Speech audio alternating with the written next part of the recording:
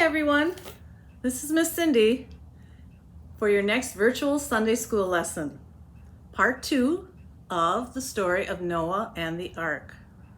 Let's start with our prayer. Thank you, God, for another day. Guide my steps along the way and show me now the things to do to make my life a joy to you. Amen. I hope you had fun with the project that I sent to you in the mail, putting the animals by the ark. Remember, the ark was the big boat.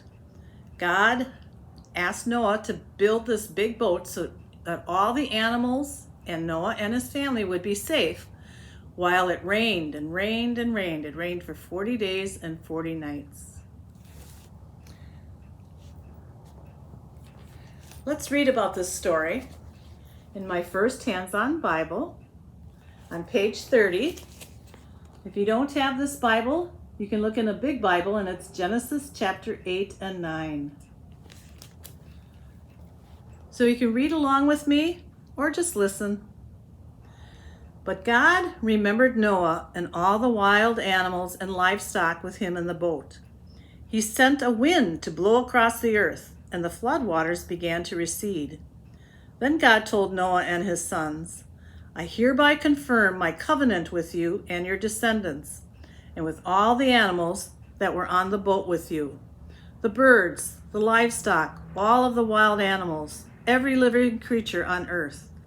Yes, I am confirming my covenant with you. Never again will the flood waters kill all living creatures. Never again will a flood destroy the earth. A covenant is a promise. God made a promise to Noah and all of us, all the people on the earth, that he would never send the flood waters again. Then God said, I am giving you a sign of my covenant with you and with all living creatures for all generations to come. I have placed my rainbow in the clouds. It is a sign of my covenant with you and with all the earth. When I send clouds over the earth, the rainbow will appear in the clouds, and I will remember my covenant with you and all the living creatures of the earth. Here's a picture of Noah. Whoops, there he is. He's got a cow behind him, and there's the rainbow. Turn the page.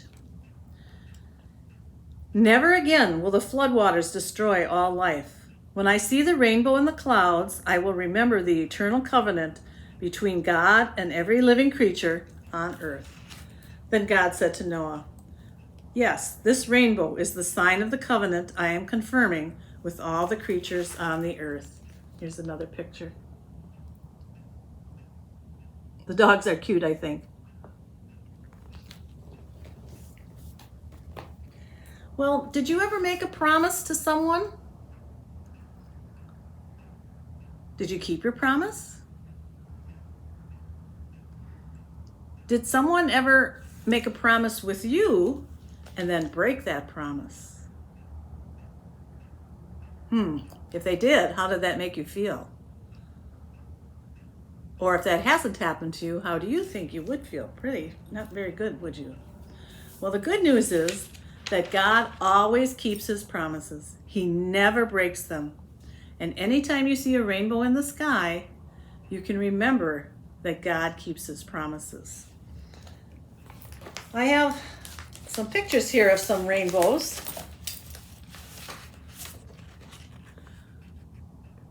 Sometimes you can even see a double rainbow like the one in the middle there. There's a rainbow by a flag. Oh, Disney, rainbow over Disney.